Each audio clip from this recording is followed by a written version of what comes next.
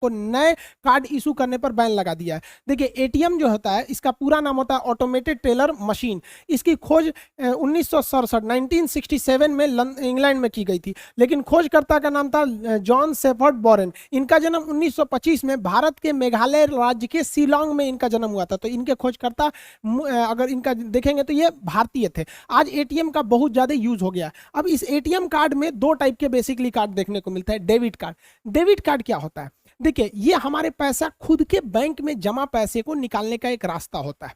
Card और किसी भी टाइप के एटीएम में तो पैसा नहीं होता, हमारे अकाउंट में रहता है। अकाउंट में खत्म, एटीएम किसी काम का नहीं रहता है। पहले जमाने में क्या था कि पैसा निकालने के लिए आपको बैंक में जाना पड़ता था, वहां विड्रॉल फॉर्म भर के दीजिए तो बैंक देगा, या फिर आप चेक साइन करके दीजिए किसी भी बैंक में तो आपको पैसा दे देता था। इस सिस्टम की एक अच्छाई थी कि ये सिक्योर रहता था, हैक वगैरह नहीं होता था। लेकिन इसकी सबसे बड़ी खराबी थी, ये तभी काम करेगा जब बैंक खुला रहता था, और इसमें प्रोसीड करने में काफी लंबा टाइम लगता था। चेक से तो काफी लंबा टाइम हो जाता था, और संडे के दिन ऑफिशियली बैंक बंद रहते हैं, छुट्टियों के दिन, त्योहार के दिन, रात के टाइम पे, तो आप इसे 24 घंटे नहीं बैंक पैसा निकाल सकते थे। तो इसी के लिए एटीएम काम आया। एटीएम के लिए क्या है कि आपको बैंक में नहीं जाना पड़ेगा। अब एक बैंक को सेटअप करने में काफी खर्च आते हैं, उसकी बिल्डिंग्स, उसका पावर बैकअप, उसके स्टाफ, मैनेजमेंट, काफी खर्च आता है। जबकि एटीएम बैठाने में कुछ नहीं जाता है। एक ब्रांच जितने में बैठ जाता है उतने में 50 एटीएम लग जाएगा, और पैसा सेम निकलेगा जितना बैंक देगा वहां पे। तो इससे काफी अच्छा सिस्टम काम करने लगा यहाँ पर। इस बैंक जो हमें एटीएम कार्ड देती है उसमें डेबिट कार्ड लिखती है। तो डेबिट कार्ड हमारे पैसे निकालने का एक बहुत सुपर फास्ट माध्यम हो गया। ये दिन रात पैसे निकाल सकते हैं इससे, 24 घंटा और 7 दिन निकाल सकते हैं, 365 दिन आप इससे पैसे निकाल सकते हैं। तो ये काफी अच्छा फायदा हो गया। इसमें भी हम उतना ही पैसे निकाल सकते हैं जितने अपने अकाउंट में। अब आपके अकाउंट में 2 लाख रुपए, आप सोचेंगे 2.5 लाख निकाल ले, नहीं निकालेगा, क्योंकि भैया ये केवल आपके अकाउंट के पैसे निकालने का रास्ता है। इसलिए आप देखेंगे जब भी आप एक बैंक में खुलवाते होंगे खाता, आपको एटीएम कार्ड दिखता है और उस पर डेबिट ही देता है, वो क्रेडिट कार्ड आपको नहीं देता। क्रेडिट कार्ड लेने के लिए कुछ आपको टर्म्स एंड कंडीशन होते हैं, उसको फुलफिल करेंगे तभी मिलता है। डेबिट कार्ड ज्यादा सिक्योर माना जाता है क्रेडिट कार्ड की तुलना में, क्योंकि डेबिट कार्ड पे आप देखेंगे कई सिक्योरिटी होती है। 16 अक्षर का तो पहले इसका आपका एटीएम कार्ड नंबर होता है, फिर उस पर एक्सपायरी डेट ये पता होना चाहिए। पीछे जो होता है कार्ड वेरिफिकेशन वैल्यू यानी सीवीवी नंबर, एक स्टिकर साट के उस पर 3 अक्षर लिखा रहता है।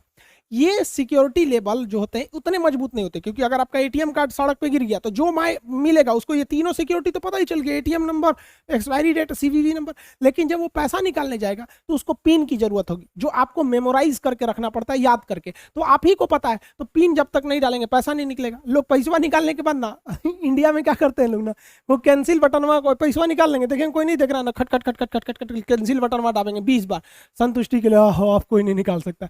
भाई वो एटीएम मशीन केवल एक ही बार काम करती है, एक पासवर्ड डाले तो आप ही का एटीएम क्यों ना हो, वो दोबारा आप फिर पैसे निकालेंगे तो पासवर्ड मांगेगा ही मांगेगा। तो इसके लिए कोई डरने की बात नहीं होती है।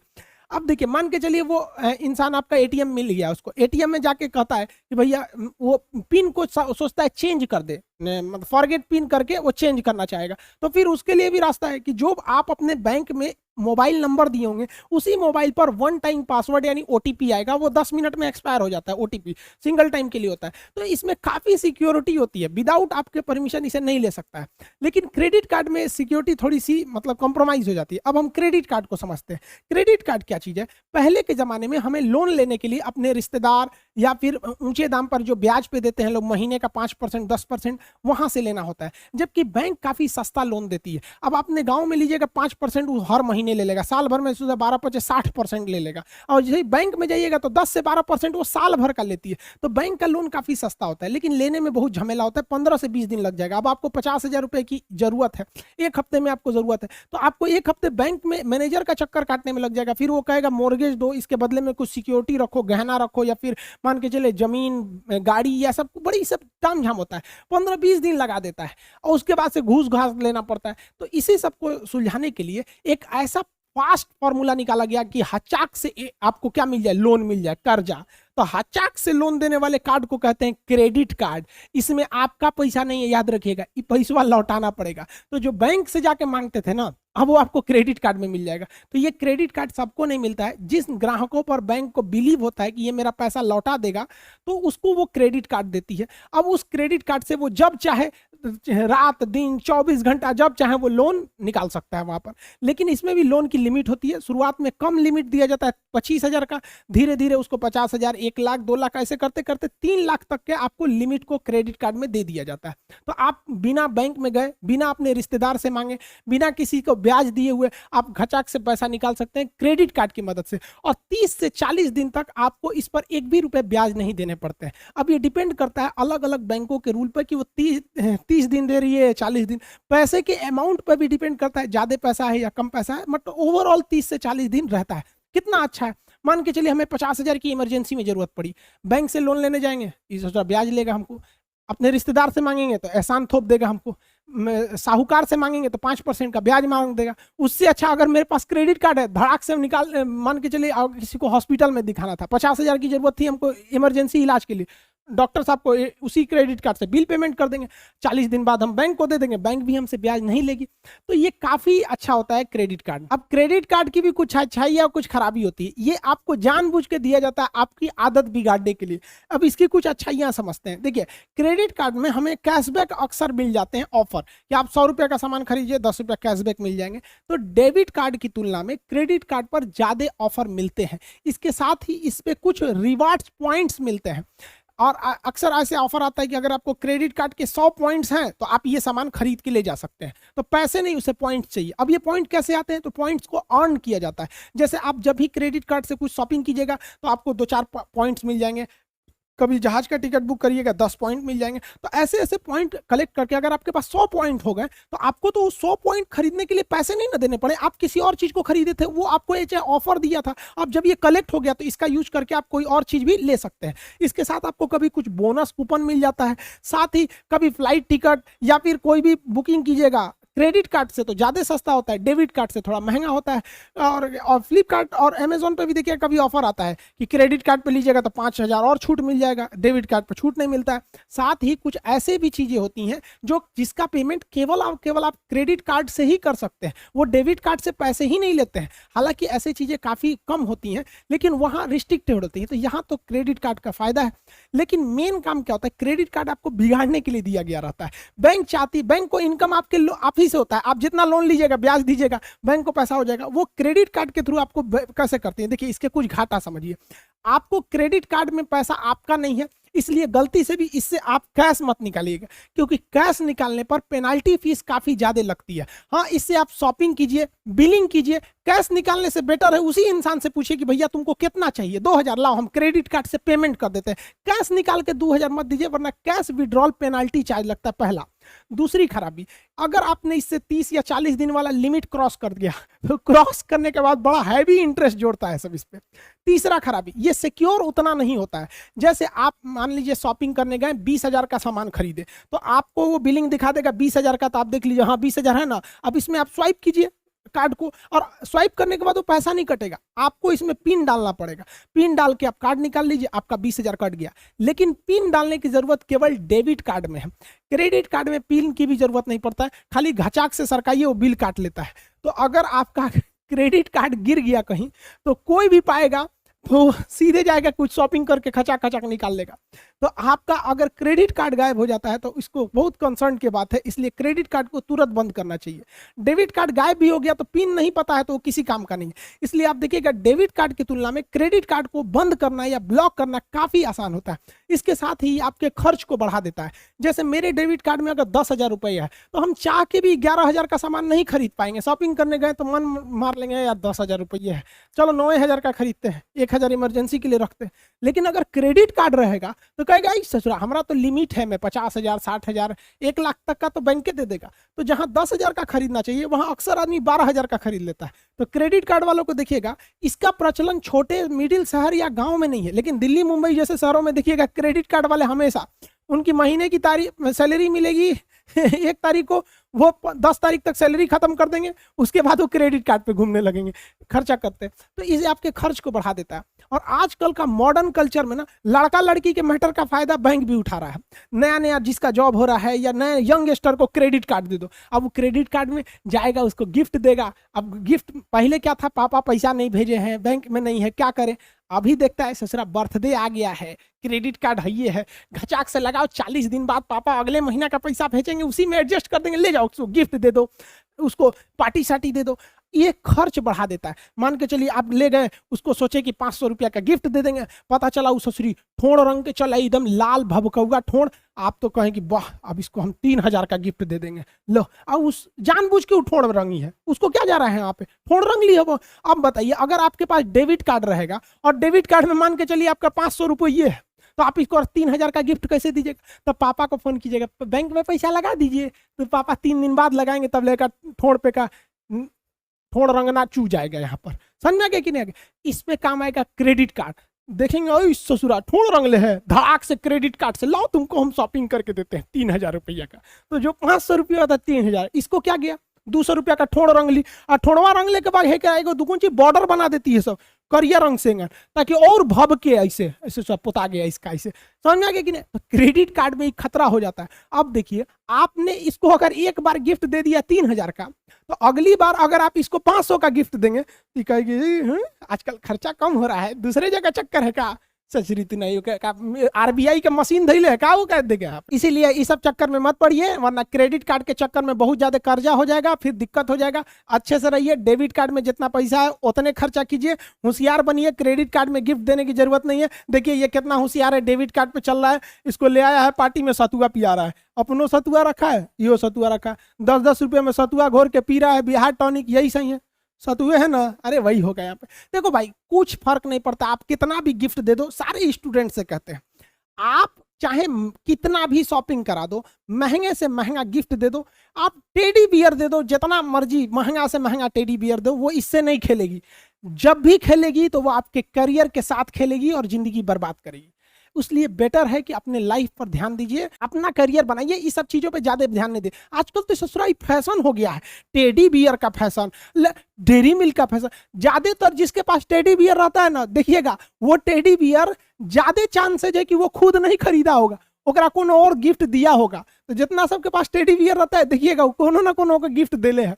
और लड़का भी कम नहीं है, अगर कोई लड़का डेयरी मिल्क खरीद रहा है ना, तो ज्यादा चांसेज है कि वो खुद नहीं खाएगा, वो दूसरे को दे जाएगा। और लड़का कम होशियार है, लड़की को लगता है कि डेयरी मिल्क दे रहा है, अरे वो चोट्टा बहुत होशियार है, उसको पता नहीं है कि अभी फंसेगी कि नहीं, इसलिए वो इन्वेस्टमेंट कम करना चाहता है। सोचता है कि 10 रुपया में पहले इन्वेस्टमेंट करके देखते हैं कि शेयर हमारी ओर आएगा कि नहीं।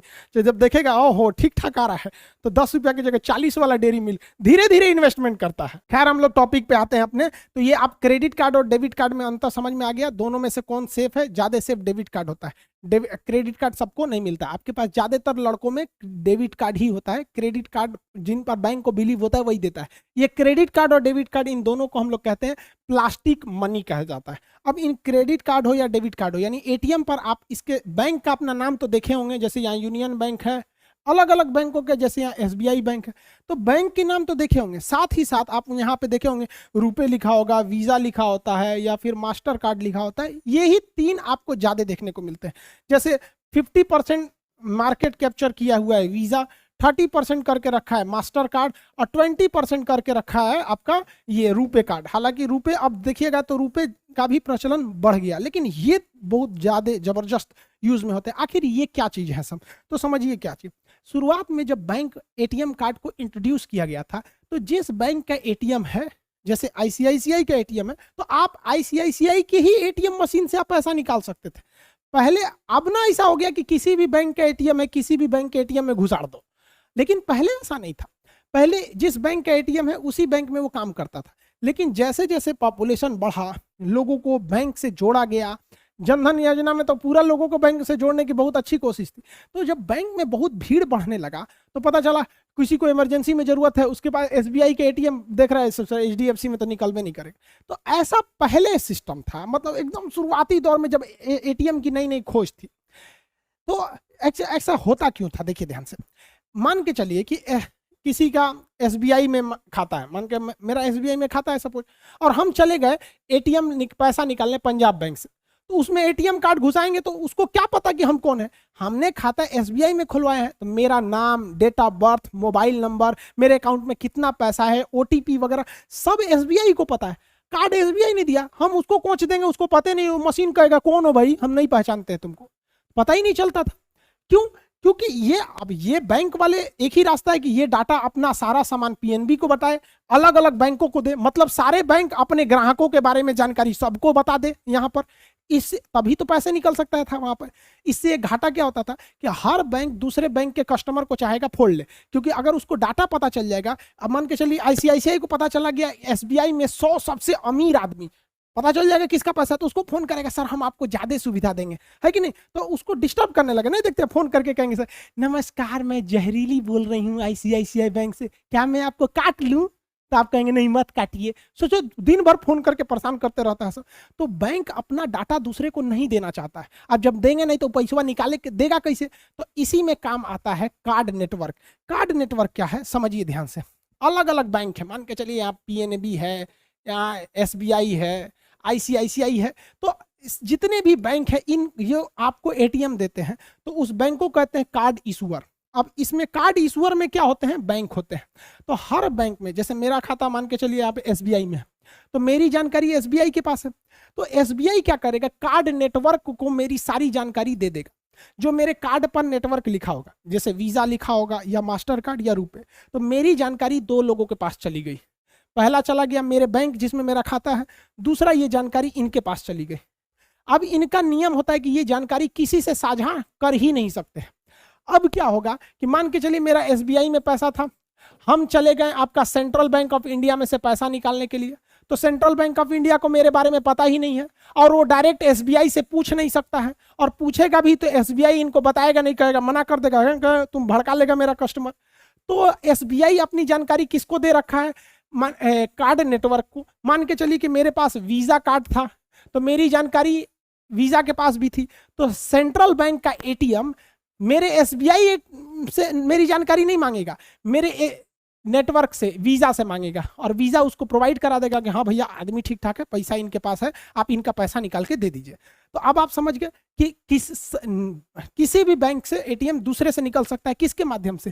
कार्ड नेटवर्क के माध्यम से। डाटा इन्हीं के पास रहता है, और यही आपको ओटीपी सेंड करते हैं, कार्ड बना के भेजते हैं, अलग अलग सुविधाएं देते हैं, आपका नंबर ब्लॉक करते हैं, ये सब करते हैं।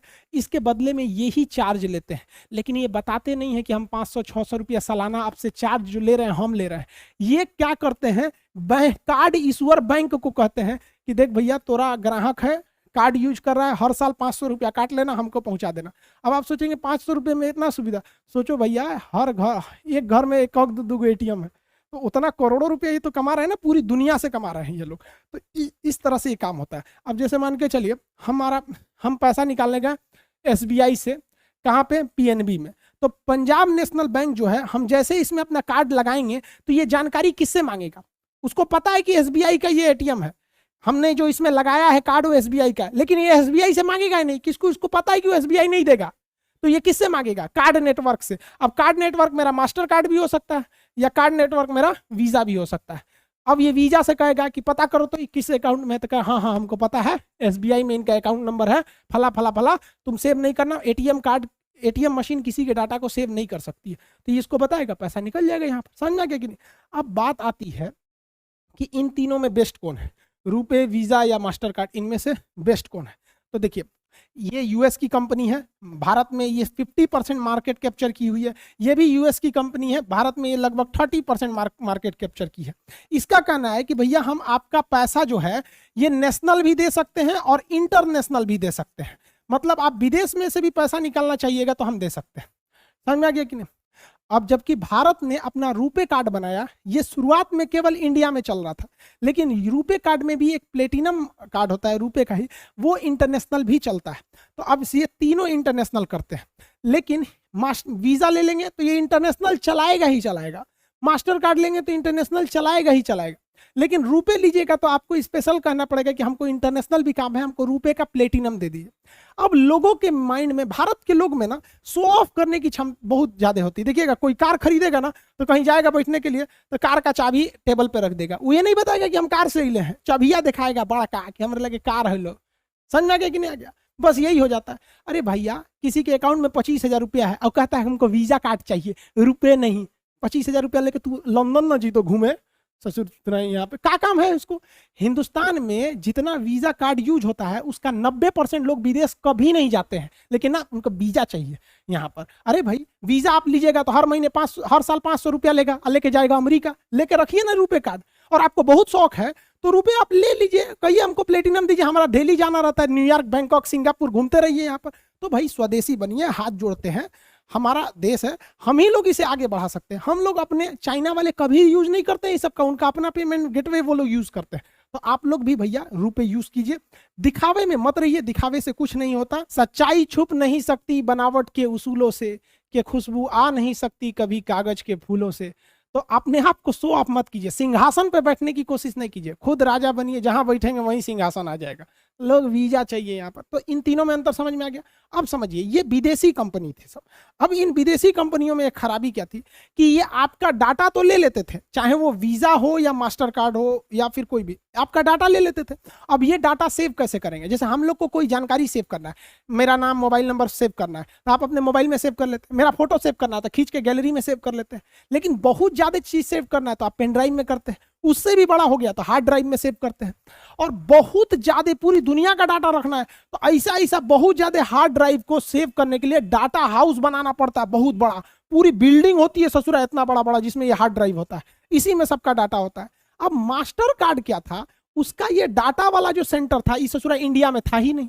अब भारत सरकार ने 6 अप्रैल 2019 को ही कह दिया था कि अब हम उसी कार्ड नेटवर्क, चाहे वो वीजा हो, रुपए तो इंडिया का ही है, या मास्टर कार्ड ही हो या कोई भी कार्ड हो, उसे भारत का डाटा भारत में ही रखना होगा, उसे डाटा सेंटर भारत बनाना होगा, विदेश नहीं ले जा सकते उस डाटा को। आप कहेंगे चला भी गया तो क्या होगा? हो जाएगा भाई। अब अगर डाटा वो अमेरिका में लेके चला गया तो अमेरिका की कंपनी को पता है कि फलानिया के अकाउंट में 2 लाख है और किसी के अकाउंट में 2 करोड़ है, वो कंपनी क्या करेगी? अमेरिका को बेच देगी। तो अमेरिका के प्रचार वाले क्या करेंगे? उस व्यक्ति को गूगल या व्हाट्सएप या फेसबुक या यूट्यूब के थ्रू 2 लाख वाले को कम सस्ता कार का प्रचार दिखाएंगे, हाई कार ले लीजिए, हाउ कार ले लीजिए, उसको पता है कि सस्ता वाला आदमी। और जिसके पास 2 करोड़ है उसको दिखाएगा ये ले लीजिए, ऑडी लीजिए, BMW लीजिए, मर्सिडीज लीजिए। तो इससे फायदा उसको हो जाएगा। सारा खेल डाटा का चल रहा है। आप गूगल पे एक बार सर्च कर लीजिएगा ना कि हमको लकड़ी का अलमारी, आप देखिएगा 3-4 दिन तक आपको लकड़ी की अलमारी का प्रचार कबो कबो बीच बीच में से चल आता है। किस चीज का खेल हो रहा है? डाटा का। तो सरकार ने कहा कि हमारे डाटा का यूज हमारे यहाँ करना चाहिए ताकि हमारी कंपनियां अपना कस्टमर को चुन सके। अब पता चला कि आप कोनो आदमी को 20,000 रुपया है, उसको कहिए कि देखो लंबोर्गिनी ऐसा है, क्या करेगा लंबोर्गिनी लेके? तो भारत सरकार ने कहा 6 महीने में आपको डाटा लोकलाइजेशन इंडिया में करना होगा। लेकिन सोच रहा कोरोना कूद गया, फर्स्ट वेव, सेकेंड वेव, सबके बाद सरकार ने कहा कि 22 जुलाई 2021 आज के दिन तक हो जाना चाहिए। इस डेट तक में भी मास्टर कार्ड ने नहीं किया। तो आरबीआई ने कह दिया कि मास्टर कार्ड अब नए कार्ड को इशू नहीं कर सकता है, जितना इशू कर लिया है उसमें कोई दिक्कत नहीं आएगी। मास्टर कार्ड ने भी कहा कि ठीक है भैया हम कर लेंगे।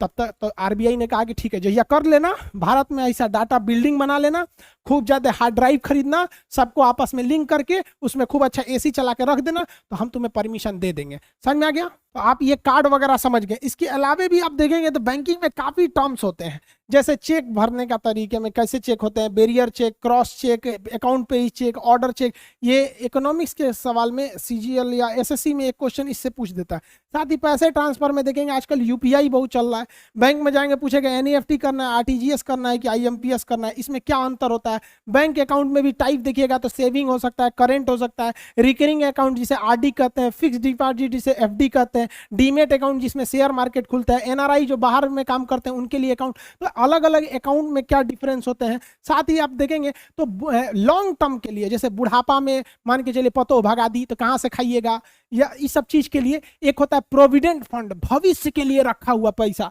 तो प्रोविडेंट फंड के बारे में भी क्वेश्चन पूछता है। अब इतना बड़ा वर्ड तो बोलिएगा नहीं, प्रोविडेंट फंड बुढ़ौती में पतो भगा देगी तो हम इसी से खा के जिएंगे, तो ऐसा नहीं ना बोलेंगे। तो प्रोविडेंट फंड को शॉर्टकट में क्या कहते हैं? पीएफ कहते हैं। अब इस ससुरा पीएफ जो होता है, प्रोविडेंट फंड कई टाइप का होता है। एम्प्लॉय प्रोविडेंट फंड ईपीएफ कहते हैं, पब्लिक प्रोविडेंट फंड ईपीएफ कहते हैं। हालांकि आपको यही 2 ठो मिला होगा, पीपीएफ और ईपीएफ सुने होंगे, इसमें काफी विवाद भी हुआ था कुछ दिन पहले। हालांकि 2 ठो और होता है, जीपीएफ पीएफ और वीपीएफ, इस सब के बारे में भी आपको समझा देंगे कभी। फिर आप अगर ये पीएफ समझेंगे तो फिर आपको स्टॉक समझना पड़ेगा, म्यूचुअल फंड समझना पड़ेगा, इस सबको किसी ऑन वीडियो में समझा देंगे। आज आपको प्लास्टिक मनी यानी ATM, debit card, credit card, इस सब के बारे में समझ में आ गया होगा। मिलेंगे नेक्स्ट क्लास में। जय हिंद।